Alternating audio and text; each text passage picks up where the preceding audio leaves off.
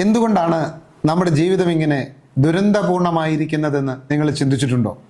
സങ്കടകരമായിരിക്കുന്നതെന്ന് ചിന്തിച്ചിട്ടുണ്ടോ? ഒരേ ഒരു കാരണമേ ഉള്ളൂ, നാം നുണകളിൽ വിശ്വസിക്കുന്നു. മറ്റുള്ളവർ നമ്മോട് പറഞ്ഞ നുണകളിൽ നാം വിശ്വസിക്കുന്നത് കൊണ്ടാണ് നമ്മുടെ ജീവിതം ദുരന്തപൂർണമായിരിക്കുന്നത്. ലെസ് ബ്രൗൺ 11ാം ക്ലാസ്സിൽ പഠിക്കുന്ന കാലം, തൻ്റെ ഒരു കൂട്ടുകാരനെ കാണാനാണ് മൂപ്പർ അടുത്ത ക്ലാസ്സിലേക്ക് ചെന്നത്.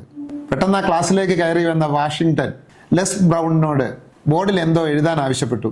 ലെസ് ബ്രൗൺ പറഞ്ഞു, ഞാൻ ഈ ക്ലാസ്സിൽ പഠിക്കുന്ന കുട്ടിയല്ല സാർ. നോ പ്രോബ്ലം, ഞാൻ ഈ പറഞ്ഞ കാര്യം ഒന്ന് ബോർഡിൽ എഴുതൂ. അവൻ മുഖം താഴ്ത്തി പറഞ്ഞു, എനിക്കതിന് കഴിയില്ല സാർ.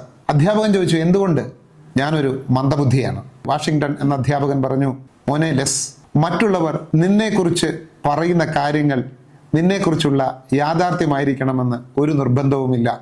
ഓരോ വ്യക്തിക്കും ദൈവം ഒരുപാട് കഴിവുകൾ നൽകിയിട്ടുണ്ട്. ആ കഴിവുകൾ കണ്ടെത്തുകയും അത് വളർത്തുകയും ചെയ്യുക. ലെസ് ബ്രൗൺ വാഷിങ്ടൺ എന്ന അധ്യാപകന്റെ പ്രോത്സാഹനത്താൽ പഠിച്ച് മിടുക്കനായി ഒരു ടെലിവിഷൻ പ്രൊഡ്യൂസറായി തീർന്നിരിക്കുന്നു. പ്രിയപ്പെട്ടവരെ, നമ്മുടെ ചുറ്റുപാടുകളിൽ നിന്ന് നാം നിരന്തരം നുണകൾ കേൾക്കുന്നു.